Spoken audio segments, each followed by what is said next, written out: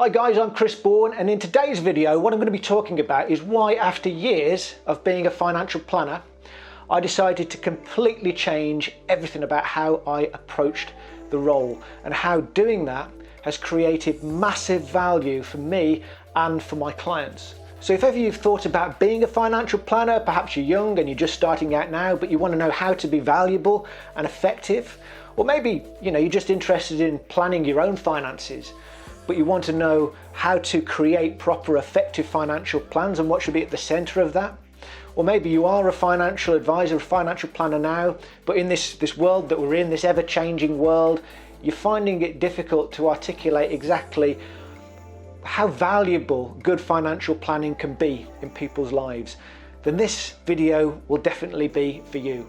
By the end of it, you'll be able to know how to create more freedom, more enjoyment, more value, both for yourself and for your clients, and of course, more wealth.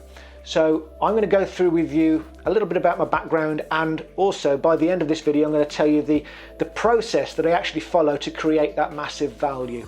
So I'm going to dive straight into it, but just before I do, I'm just going to ask you one tiny little favor, because it really, really does help out this channel. If you can hit that like button, if you're really feeling generous and you want to do your good deed for the day, hit the subscribe button and the notification bell. It will cost you absolutely nothing, and it takes less than a split second to do. So with that said, I'm going to tell you a little bit about me and my background.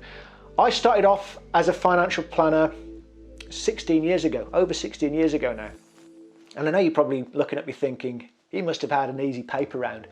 And you're absolutely right, I did. And that's because most of the time I just got my sister to do it for me.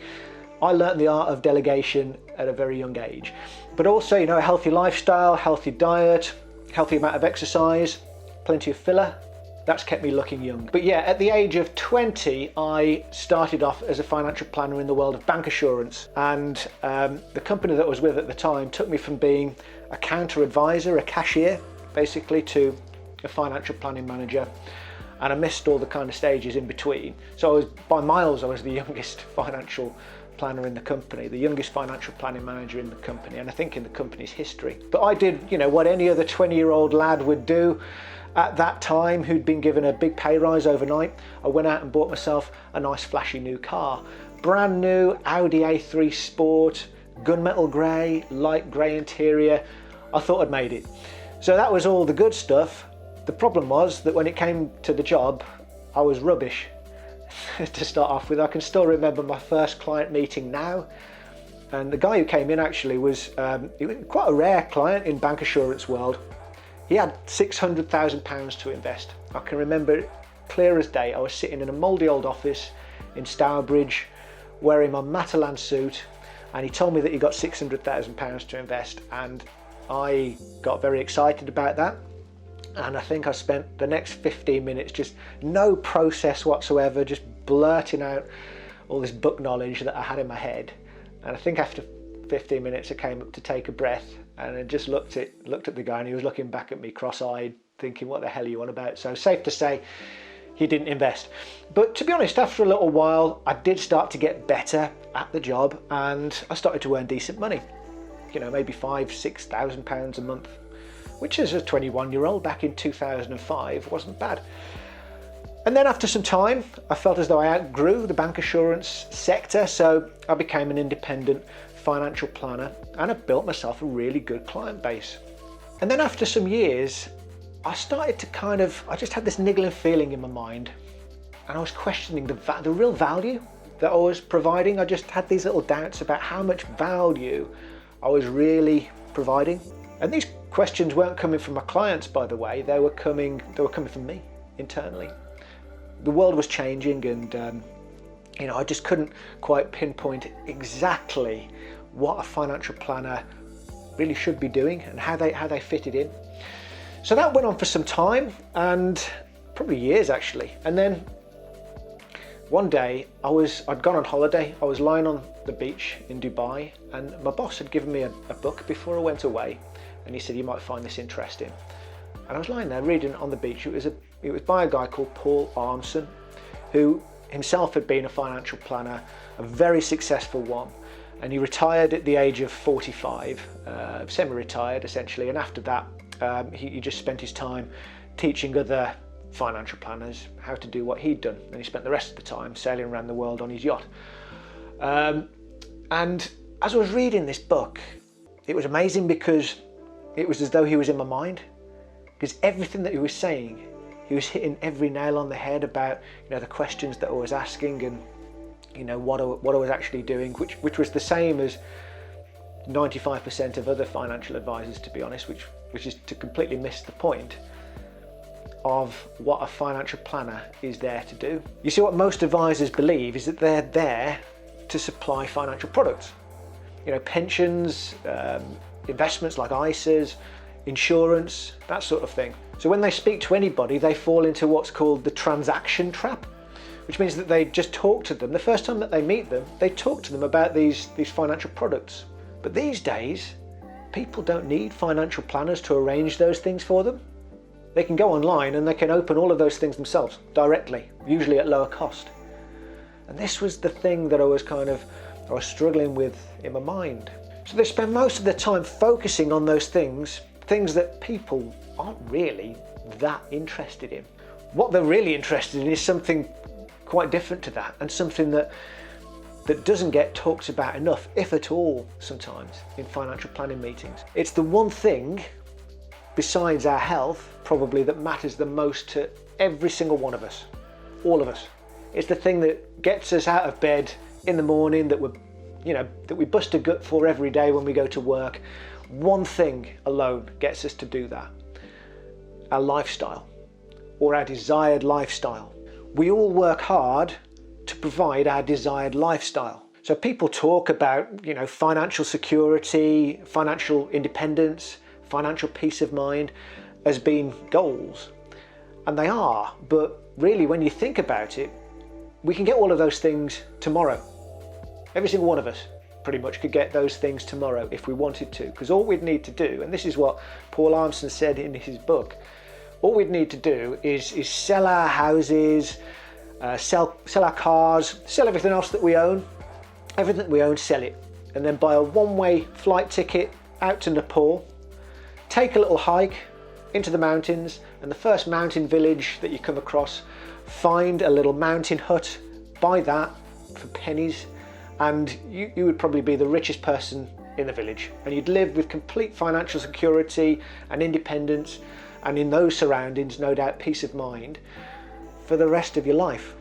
But after a couple of weeks of doing that, I'm pretty sure that we'd be looking around thinking, yeah, but where's the closest golf course? Is there a health club that I can join, because I'm a little bit bored? And actually it's a little bit cold, so I fancy a trip to the Caribbean now. In short, it would be our lifestyles that we'd be missing.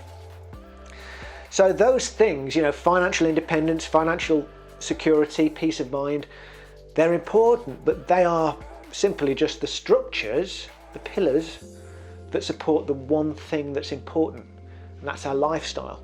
So what Paul said in his book is that he made himself really successful not by focusing on people's money and how he could improve their finances, but on how he could help them create their ideal lifestyle, how he could help them visualize and work towards creating their ideal lifestyle with total financial independence.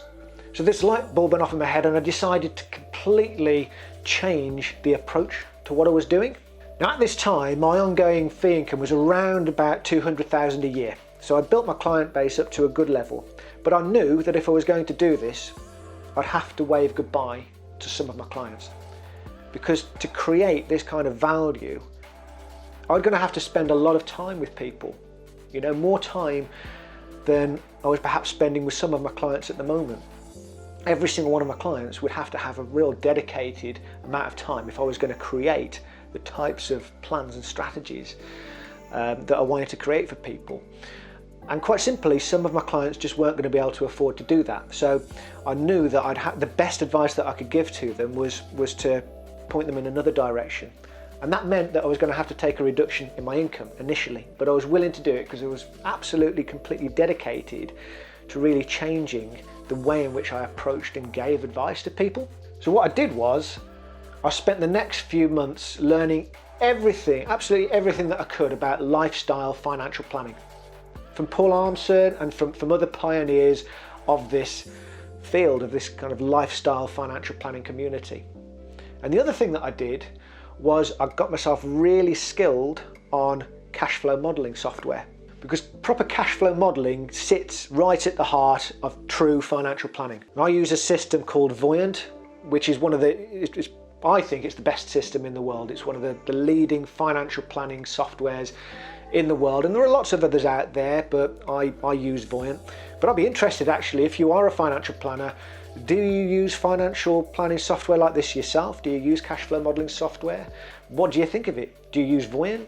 Do you use somebody else's software? How does it work for you? I'd love to know. Let me know in the comments below and I'll definitely reply to you. So I started following a process that really very quickly started to yield some unbelievable results. Because instead of talking to people about financial products, I started talking to them about them, their lifestyle, their story, where they wanted to get to, and talking about creating financial plans that identified how much was enough for them to do everything that they wanted to do, and how quickly can we get there. But I didn't just help them identify the number, I helped them find ways to earn more money. I helped them find ways to spend less money. Not in a way that would really be detrimental to their lifestyles now, but how they could shave off expenses and save that money into their plan to get to where they wanted to go quicker. And of course do all the things that I'd always done before, things like tax planning, helping them not pay as much in tax, both now and in the future. So do all of those things as well. So what happened was people could see that I was on their side of the table. And then something really funny happened, because I stopped asking for people's money. I was never kind of a pushy salesperson or anything like that anyway, but it was weird because I stopped asking about money quite so much, and I was talking to people about them.